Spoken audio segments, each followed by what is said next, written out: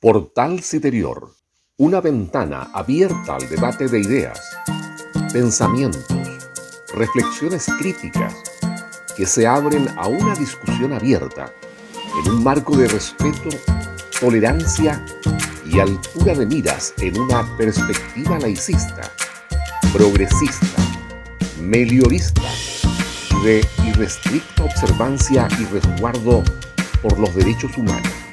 Conduce el periodista Paulino Ramírez. Amigas y amigos del Portal Citerior, tengan ustedes una bienvenida siempre cordial a nuestras transmisiones, a nuestras entrevistas, a nuestros contactos con personeros, con actores de la vida política, cultural, social de nuestro país, para pasar revista a temas de interés, ¿no? De interés general. En este caso, amigas y amigos del Portal Citerior, tenemos ante nosotros un tema un tanto polémico, diríamos, un tema que ya viene tomando mucha repercusión en medios de comunicación y en general entre los actores políticos fundamentalmente de nuestro país, en el sentido de que vamos a hablar del 50 aniversario, ¿no? Del 50 aniversario del golpe militar. Como ustedes saben, el gobierno ha dado ya una demostración clara que quiere que esto de alguna manera se celebre, se discuta en el país.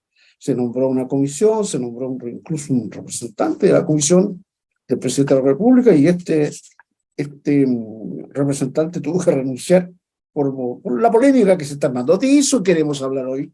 Y tenemos un invitado a nuestro juicio de lujo. Tenemos suerte hoy día, porque hemos conseguido la disposición de tiempo de el abogado Guillermo Vázquez Úbeda. Él es abogado, obviamente, con mucha trayectoria en su profesión. También es ex senador de la República, es decir, es un actor político importante, ¿no? Y su opinión a nosotros nos parece muy relevante para ir enfocando el tema. Abogado, bienvenido al Portal Citerior. Muchas gracias por aceptar nuestra invitación. Un gusto saludarlo, Paulino, y gracias por la invitación a ustedes. Bien, abogado. A ver, este es una efeméride importante, diríamos, porque nos va a hacer recordar, abogado, muchas situaciones que algunos de nosotros, me da la impresión que en el caso suyo y el mío, hemos vivido personalmente, y mucha gente que no conoce el tema muy de fondo, sino que a través de comentarios y de la historia misma.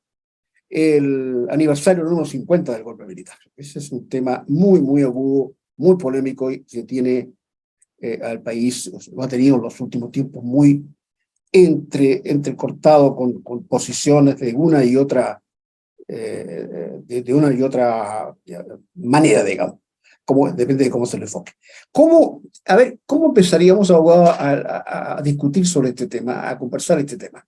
¿Cuál es el punto, diría yo? ¿Por qué suscita todavía tanta polémica? ¿Cuál es el trasfondo?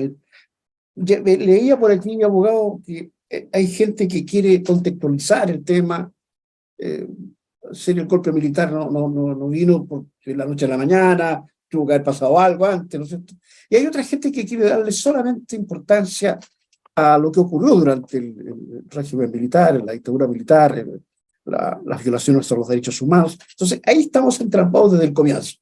¿Cómo lo ve usted en líneas generales, abogado?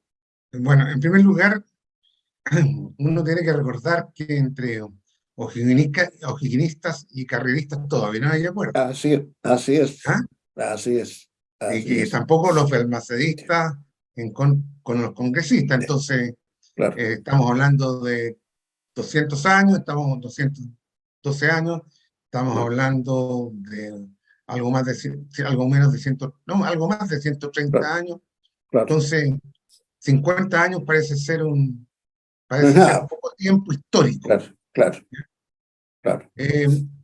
La verdad es que en los hechos sociales, y por lo tanto también dentro de ellos los hechos políticos, devienen en función de antecedentes muchas veces de largo aliento, otras veces son relativamente eh, anteriores, con poca diferencia de tiempo temporal respecto del hecho mismo, pero en general derivan sobre todo hechos tan importantes como estos y tan, diría yo, extraordinarios como estos, como por una cuestión de largo plazo. Y yo tuviera que, si me permite decirlo, yo tuviera que señalar esto en realidad parte quizás de 1945, quizás de antes. ¿Y por qué cierro la fecha 1945? Porque el término de la Segunda Guerra Mundial, donde cesa la guerra efectiva, material, pero comienza la Guerra Fría, el mundo bipolar. Claro. ¿Ya? Y ahí nos encontramos con una Unión Soviética que, consiguiendo la tradición rusa, es una Unión Soviética imperial que, a raíz de la Segunda Guerra Mundial, toma gran parte de lo que es la Europa central y la Europa oriental, ¿no es cierto? Bueno, como país euroasiático llega hasta el estrecho de Bering, Claro. con gran influencia desde el punto de vista ideológico del comunismo en el mundo. Claro, era la confrontación ahí, Claro, este-oeste. y al otro lado se encuentra Estados Unidos, que a raíz de la misma guerra se constituye en la primera potencia mundial del mundo occidental. Claro. Porque incluso tiene que desarrollar un plan Marshall para el desarrollo de Alemania, la reconstitución de Alemania. Así es. En consecuencia, aquí nos encontramos con dos polos. Y en estos polos, cada país imperial, la Unión Soviética y los Estados Unidos, tienen su patio trasero. El patio trasero somos nosotros respecto a Estados Unidos. Europa Oriental es el patio trasero de la Unión Soviética. De acuerdo con el Yalta, el famoso reparto de Yalta. El famoso reparto de Yalta, así es. Claro. Y hay que recordar también que esto contraponen dos sistemas sociales, políticos y económicos absolutamente bipolares, o sea, en las antípodas. Exacto. Distintos, donde cada uno pretende imponerse de una manera u otra. Claro. Entonces tenemos el comunismo tratando de derrotar a lo que llaman los países capitalistas, ¿no? Y a su vez los países capitalistas tratando de liberarse en su visión la opresión que constituía la órbita soviética respecto a los países en que vivían, y más aún deteniendo en lo posible todo aquello que tienda a volcarse hacia el mundo occidental. Y ahí vivimos nosotros. No hay que olvidar que ya los Estados Unidos... Yo recuerdo, abogado, el tema del presidente radical, tengo entendido, el Gabriel González Videla, que a propósito de lo que usted está planteando, esa contextualización histórica, él decide marginar al Partido Comunista de su gobierno y declararlo fuera de la ley, digamos. Claro, pero estamos hablando del año 1900, si no recuerdo mal, 48. 48, claro, una cosa así. ¿Ya? 48, entre 47 y 49. Claro, por ahí fue, claro. 48, Claro. como fecha. Pero eso venía de una derivación diferente, porque el Frente de Acción Popular, que según algunos, FRAP era el Frente Revolucionario de Acción Popular, Exacto. toma el poder con Pedro Aguirre Cerda en el año 1938. Claro. Pero si bien es cierto, es un frente de izquierda, sobre todo de izquierda para los años 30, es un frente de izquierda democrática. No marxista. No marxista.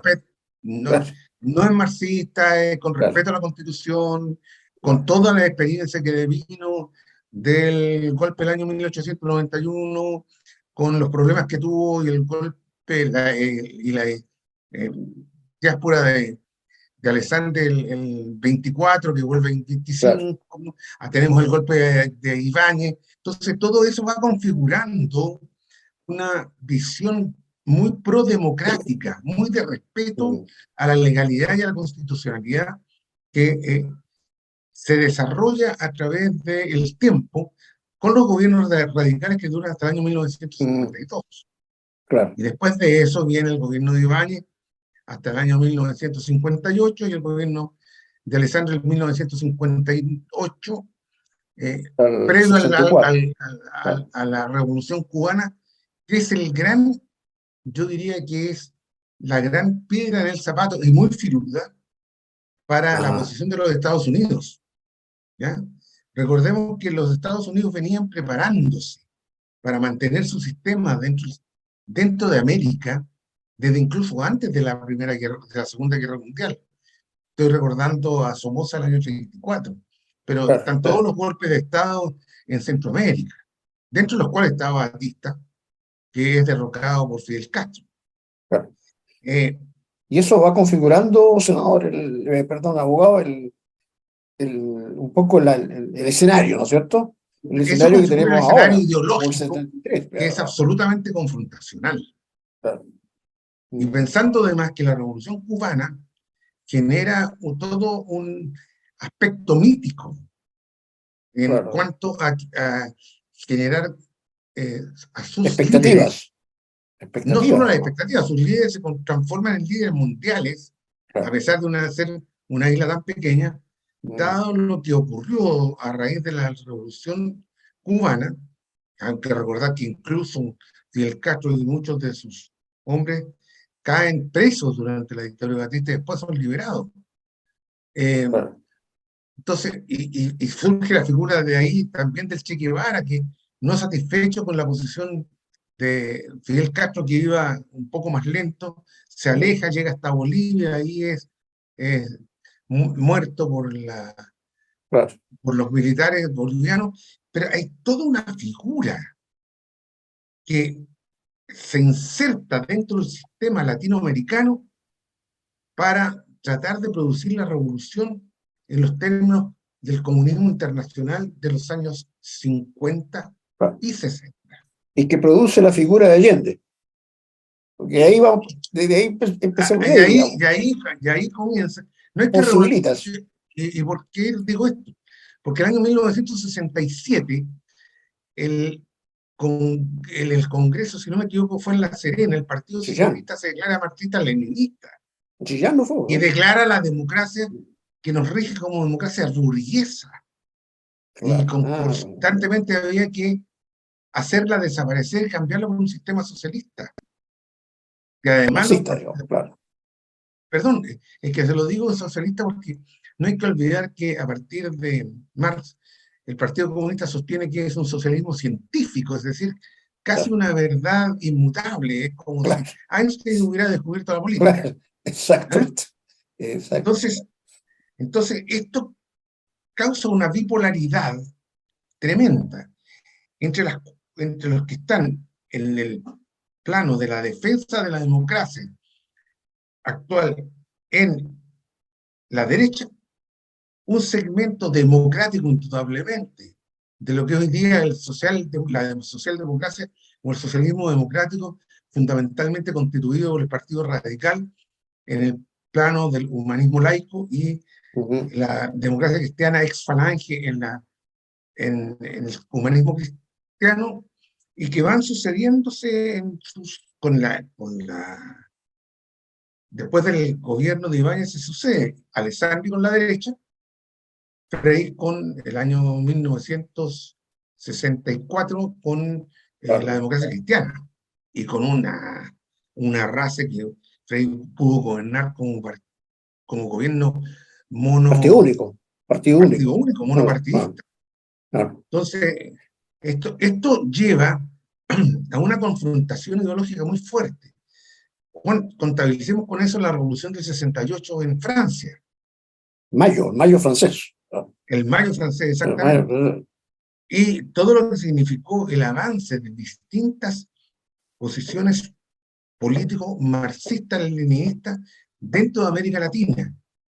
El fracaso dentro de este mito de la potencialidad del partido, ni siquiera marxista-leninista, todavía no se declaraba marxista-leninista Fidel Castro, por la invasión de Baío Cochino, que por lo temeroso que fue Kennedy, falló absolutamente. Fue una derrota estrepitosa. Entonces, va tomando una configuración romántica incluso, el marxismo-leninismo, la revolución cubana y todo lo que se viene hacia adelante, que recae en Chile, además. Y esto con configuración de fuerzas revolucionarias y revolucionarias armadas. Es una cuestión que no hay que olvidar. Ese es el tema, parece, ¿no? Es el tema central. Claro, porque la gente puede preguntarse, abogado, hablemos de alguien que tenga hoy 45 años de edad, hoy, y que nos puede estar escuchando, o 40 años. Vale, se pregunta, ¿por qué hubo que llegar a esa confrontación tan horrible? ¿Por qué? ¿Qué ocurrió? ¿Cuál es el trasfondo inmediato? ¿Qué estaba en juego en esa oportunidad como para provocar un desastre, diríamos, del sistema institucional tan grande? ¿Cuál es el contexto? ¿Cuál es la razón inmediata, digamos? Yo quiero recordar que el Partido Comunista efectivamente sale del gobierno de Gabriel González Videla y es proscrito a raíz de la denominada Ley de Defensa de la Democracia, claro, pero que continuó operando como partido político. claro. En cambio, se crea en los años 60, si mi memoria no me falla, el 62 o el 63, el MIR, en la escuela, en la Universidad de Concepción. Claro. Y ellos toman la vía armada directamente. Claro. Después toma un movimiento menor que la Vanguardia Organizada del Pueblo, el BOP, que son las dos grandes fuerzas armadas que se relativamente no tenían ninguna comparación con el ejército de Chile. Claro. Nosotros veíamos, usted y yo veíamos marchar las vanguardias de estas fuerzas con lanzas, 200 hombres en los años 70. Linchacos, cuando más. Usaban lanzas también, yo recuerdo eso, linchacos y otras armas propias de las artes marciales, pero que eran un chiste al lado de lo que podía salir los tanques. Salían una guardia con criptos manejados por un teniente y desaparecían en 10 minutos. Pero las Fuerzas Armadas siempre se mantuvieron. Se podría decir, abogado, que dado lo que usted está planteando, el contexto histórico, esa confrontación, ¿no es cierto?, que ya no era democrática, ya no ocurría en el Parlamento, sino que eran las calles ya propiamente tal, como que justifica para algunos el golpe militar, es decir, la intervención. Yo le quiero recordar que hay un problema que es mayor, y es que frente a estas fuerzas de izquierda nacen posteriormente, recordemos que también el Partido Comunista creó, pero más tarde, en la brigada Ramón Parra, que eran moranistas, pero que también utilizaban la fuerza física en algunas Fuerza Armada, digamos. Sí, la Fuerza Armada. Pero frente a eso se crea fundamentalmente Patria y Libertad, Pablo Rodríguez, Escuela de Derecho de la Universidad de Chile. Por el otro lado, exacto. Pero está al otro lado. Y posteriormente el Partido Nacional desencadena lo que fue el comando Rolando Matos. Entonces, nos encontramos aquí con fuerzas que tienden a confrontarse ya en términos armados. Estamos hablando de fines de los 60. Estamos hablando del año 70 de la elección de Allende.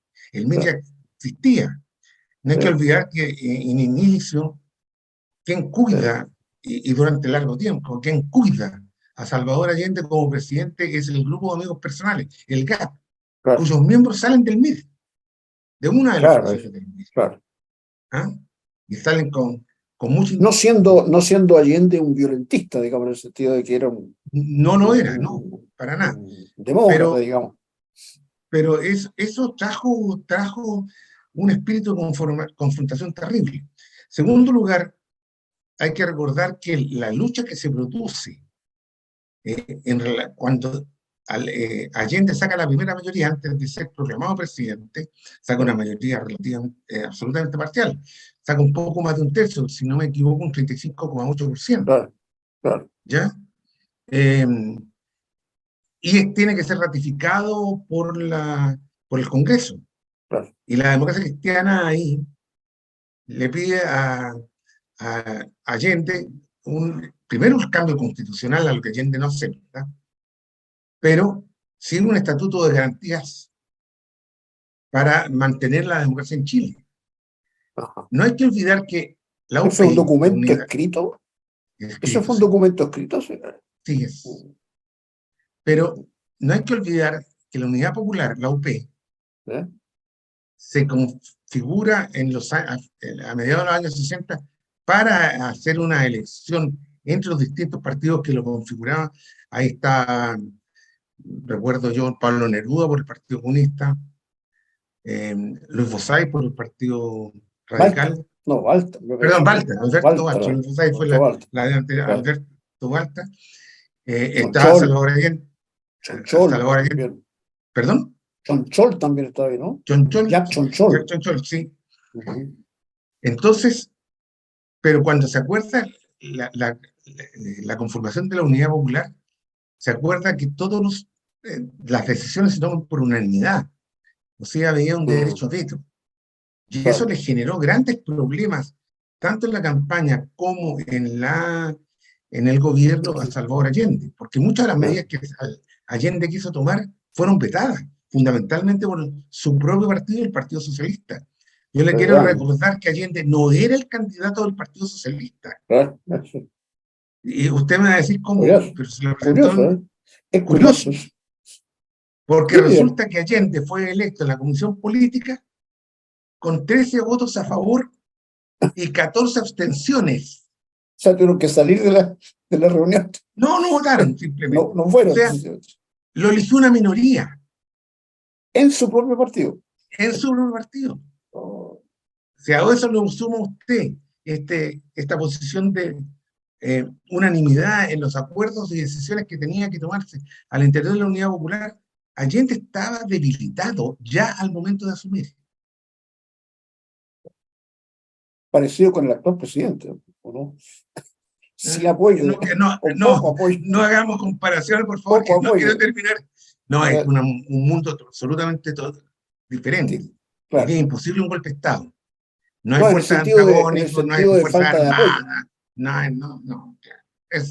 Bueno, Claro. entonces nos encontramos nosotros con otro problema, que se utilizó lo que se llamó en ese tiempo el registro legal, el decreto ley 520 del tiempo de la República Socialista, de los 100 días de la República Socialista en Chile, que lo recordó Eduardo Novoa en Monreal, y con eso se permitió no apropiarse, sino intervenir empresas que fueran de propiedad del Estado. Y mediante ese decreto comenzó durante el proceso de la Unidad Popular toda una requisición de empresas que quedaron entregadas a manos de interventores y con el proceso del interventor en concordancia con los trabajadores para la producción.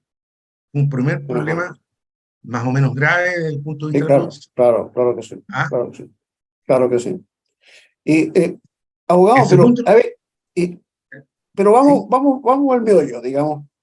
El gobierno del presidente Allende estaba en esa situación, estaba dividido, era débil, había mucha confrontación y se produce el golpe militar. La pregunta es esta: ¿hubo alguna otra alternativa? ¿Fue una salida imposible de elegir otra, la del golpe militar? ¿Cuál es su posición? Había dos posibilidades: una guerra civil o el golpe militar. ¿Una guerra civil? Sí, ¿O una guerra civil o un golpe militar. Las fuerzas civiles, como el MIR o el Patria Libertad, no tenían capacidad alguna para tomarse el gobierno, ¿ya? Pero la aspiración de los sectores ultra de la Unidad Popular, entre los cuales destaca Carlos Altamirano, que el 9 de septiembre llama a los grumetes y a la marinería a la subversión, el 9 de septiembre, a 2 días, y que ya estaba para que se definido el golpe, pero eso ya definitivamente lo certifica. Pero mire, abogado, aquí hay una pregunta importante, que yo, mi Perdóneme, profesión... ¿me permite terminar? Sí, sí, sí, claro que sí. Y entonces la aspiración era ver la posibilidad, y Altamirano lo prueba, de dividir las Fuerzas Armadas, Ajá, llama a que se rebelen los mandos, perdón, la tropa ajá. a los mandos superiores, ¿Eh? entonces ahí habría configurado una guerra civil. Era eso Claro. o el golpe. Bueno, golpe. Ahora, la expresión golpe, abogado, a mí me hace ruido, no solamente por lo que significa la expresión golpe en sí, golpear algo, sino que a la luz de los hechos históricos y de la experiencia latinoamericana fundamentalmente, se habla de golpe militar en este caso, cuando una fracción de la Fuerza Armada, ya sea el ejército, normalmente es el ejército porque es el más voluminoso, ¿no es cierto?, el que ocupa más espacio. Cuando una fracción se impone sobre la otra, Fuerza Armada, y da un golpe interno, un golpe al poder militar, y con eso se toma el gobierno, porque la Fuerza Armada tiene el monopolio del uso de la fuerza. Y en este caso, eh, la oposición a Allende siempre habló de un pronunciamiento militar. Es decir, no hubo golpe en el punto de vista técnico, sino que hubo una manifestación de toda la Fuerza Armada, incluyendo carabineros, para apropiarse del gobierno, para ocupar el gobierno. En mi ¿Qué hay visión, de eso? no, en mi visión, lo que ocurre aquí, primero que nada, que no es tan cierto que haya pronunciamientos militares, se hablaba de golpes militares, porque la doctrina de seguridad nacional que se había generado en la Escuela de las Américas en Panamá desde los años 50, ¿no es cierto?, hace que todas las Fuerzas Armadas tengan el principio de la seguridad nacional y se incorporen a la Guerra Fría en contra de la Unión Soviética. Entonces, Claro, usted se encuentra con el golpe en Brasil, el golpe en claro. Bolivia, el golpe en Perú, incluso después del golpe militar en Chile, el golpe en Argentina que fue el año 76. Claro, exacto, Entonces, esto era un proceso internacional claro. que se sumó además a todas las dictaduras que se dieron en Centroamérica, Panamá, República Dominicana, Claro, Nicaragua, etc. claro, claro. Entonces, el golpe es golpe. Y si no le parece la expresión golpe, mírele el ataque a la moneda. ¿Qué fue eso? No, me refiero a otro aspecto. En el caso de otras asonadas, digamos, asonadas militares, no todas las Fuerzas Armadas están de acuerdo en Sí, pero intervenir. ahí se habla, si cuando se enfrentan las Fuerzas Armadas hay más bien una guerra civil, aunque hay Claro, una discrepancia, una disparidad de claro, fuerza, como fue el claro, caso de Balmaceda, como fue el caso claro. de la Mm. revolución del 31, en fin, se dieron en Chile algunos casos de esos, y Entonces, que, en resumen, su posición en este caso, el golpe, no, o sea, es que la intervención o lo que sea, lo que ocurrió el 11 de septiembre, no se podía evitar. No se podía evitar porque lo contrario hubiese sido una especie de guerra civil que hubiese sido mire, peor, digamos, mucho peor, se ¿no? dice, se dice, se dice, no es un hecho, pero hay algunas señales que sí indican que es cierto, que Allende iba a llamar a un plebiscito Ajá, por la continuidad del gobierno, ¿ah? ajá, Porque era la salida democrática a un problema que era irreversible. Ya el país estaba absolutamente dividido en dos. mm. No le quiero recordar los paros de los Claro, sí, camioneros, sí, sí. el desabastecimiento. Hay que recordar que también los empresarios retuvieron mucho eh, avituallamiento. No es posible que en 4 días se llenen los supermercados como ocurrió entre el 11 y el 15 de septiembre.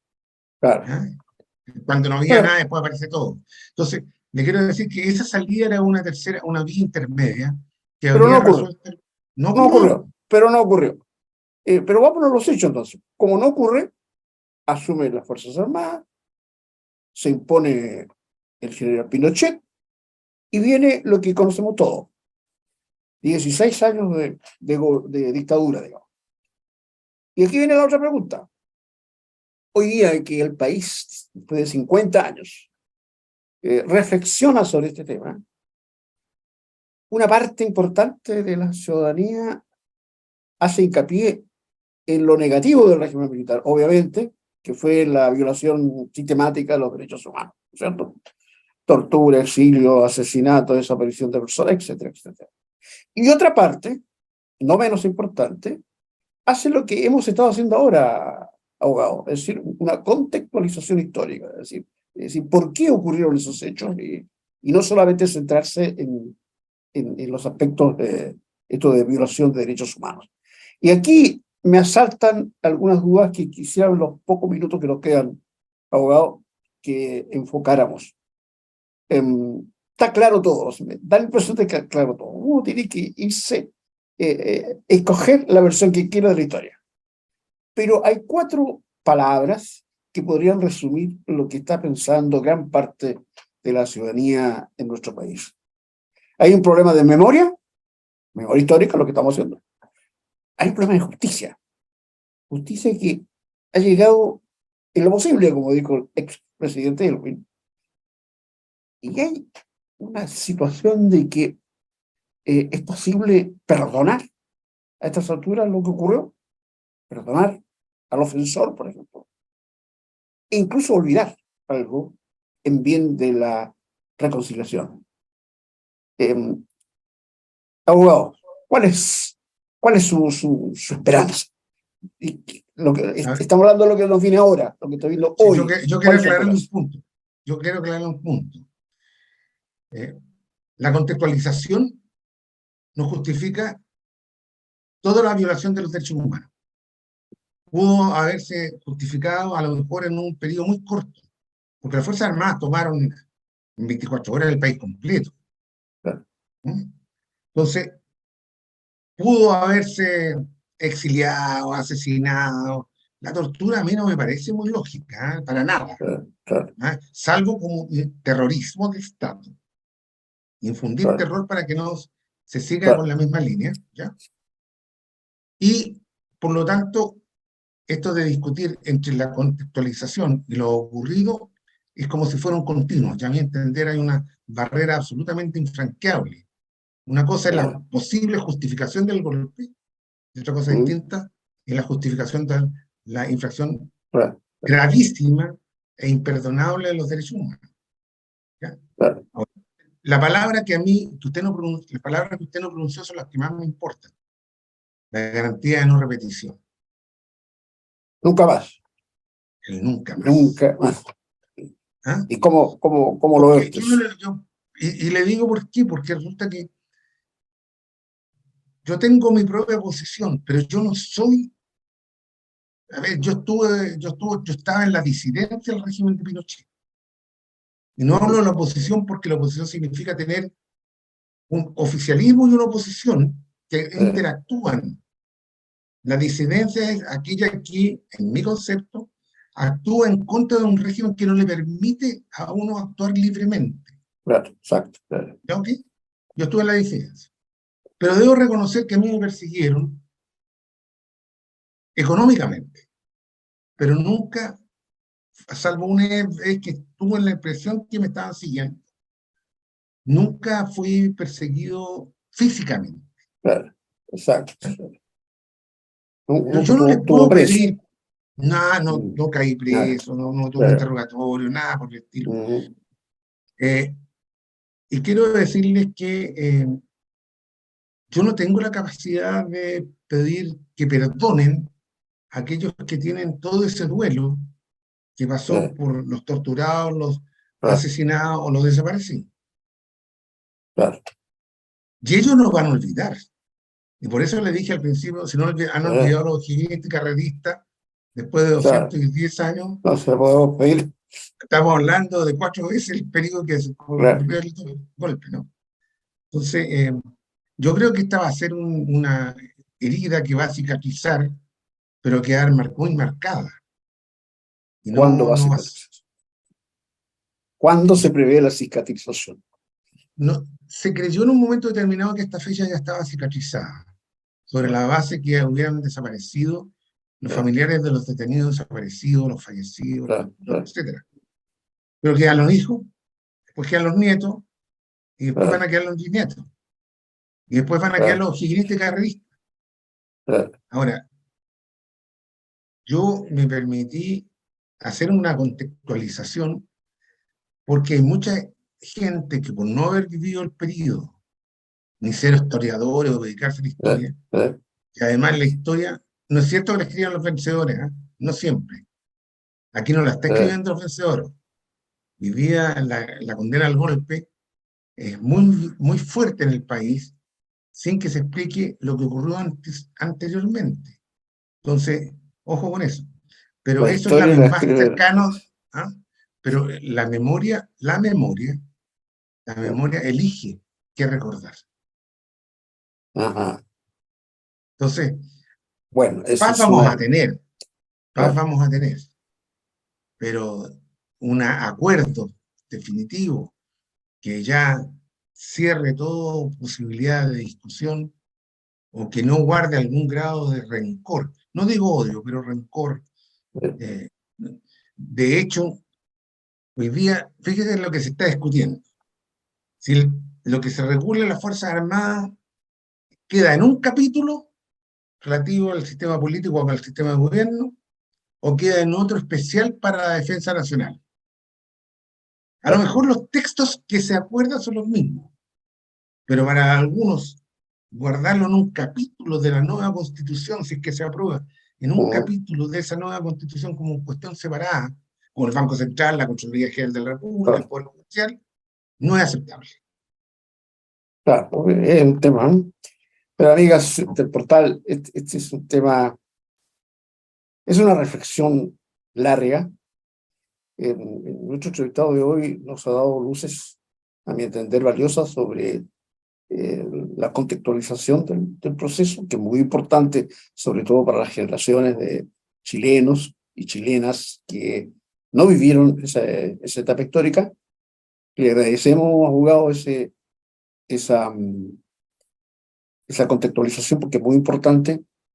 Me da la impresión de que vamos a tener que conversar nuevamente en el futuro un poco más sobre algunos temas que quedaron ahí en el tintero, pero claramente se nos avecina una efeméride que va a ser reflexionada por unos con un cariz y por el otro con otro cariz. El país va a seguir un tanto dividido por este tema y esperemos que prime la cordura, ¿no? Y que prime una, una reflexión tal como usted la ha hecho, abogado, que nos parece muy interesante. Y le agradecemos nuevamente su concurso por habernos dado claridad sobre este tema. Muchas gracias, abogado, por participar Sobrino, si con me permite nosotros. una brevísima Sí, sí, reflexión. sí, Yo no creo que vaya a ocurrir eso en el futuro, ya ocurrió en el pasado. Ahora, en el pasado reciente, de hace un mes atrás, la salida de Patricio Fernández, que es un hombre de izquierda, claro, ¿ya? Que sin embargo tenía una visión de cómo contemporizar claro, las visiones o poder aunarlas, o por lo menos tener un íter mediante el cual claro, se explicara lo que ocurrió, claro. pasó lo que Bueno, pasó. bueno, eso es la demostración de que los ánimos aún siguen crispados, pero bueno, esperemos de que prime un poco la reflexión serena, como usted lo ha hecho, abogado, y le agradecemos nuevamente hacerse un tiempito con los amigos y amigas de Portal Exterior. Muchas gracias, abogado. Y ustedes, amigas y amigos de Portal Exterior, agradecidos también por su constante apoyo y audiencia. Estaremos ya en un futuro no muy lejano con otro invitado de tanta importancia como el de hoy. Adiós, amigos del portal. Adiós, abogado. Gusto saludarlo. Muchas gracias. Muchísimas gracias, hasta luego. Portal Citerior, una ventana abierta al debate de ideas, pensamientos, reflexiones críticas que se abren a una discusión abierta en un marco de respeto, tolerancia y altura de miras en una perspectiva laicista, progresista, meliorista y de irrestricta observancia y resguardo por los derechos humanos.